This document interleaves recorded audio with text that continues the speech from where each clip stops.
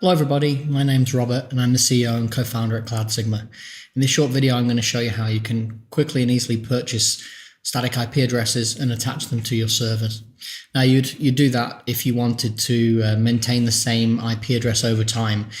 For example, if you're running a service where you're also using DNS, you'd want the IP to be consistent and survive reboots and upgrades and all those kind of things you'll be doing on your servers over a longer period of time. So we have both static and dynamic IP addresses available. You can see here in my account under networking, I've got currently 4 static IPs, some of which are being used and some of which are not. And also you can see I've even got a dynamic IP that's in use by a server as well. So I'm just going to let's say I didn't have any free IPs. I'm going to show you how you can easily buy some more. So I'm going to go ahead and buy 2 more static IPs and I'm going to purchase them from today.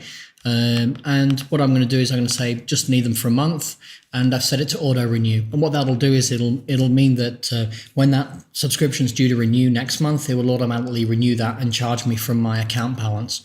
You can of course go in and turn that off or simply not turn it off at the beginning.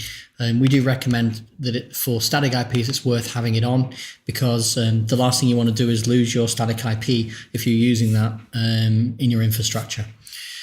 So I've purchased those 2 static IPs, and if we go back now, you'll see a long list of IPs, including the 2 new ones we just purchased. So the next thing to do is start using these static IPs.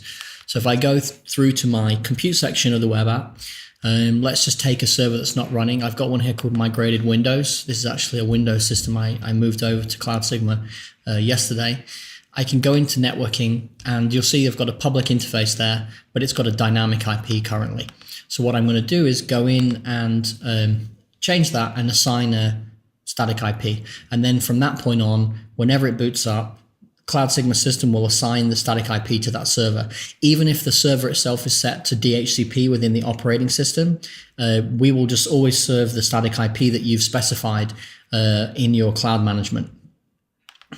So let's just take the first one that's free. And again, I can also change some things. I can change the networking. I'm using this one because it's Windows and I didn't install the Virtio drivers yet. And also I could assign a networking policy, and we have a video that goes into a lot more detail on how you can do that and why. So that's now ready. I can just save that. It will take a second to update, and there you go. So now you can see that this machine now has 31.171.246, etc. assigned.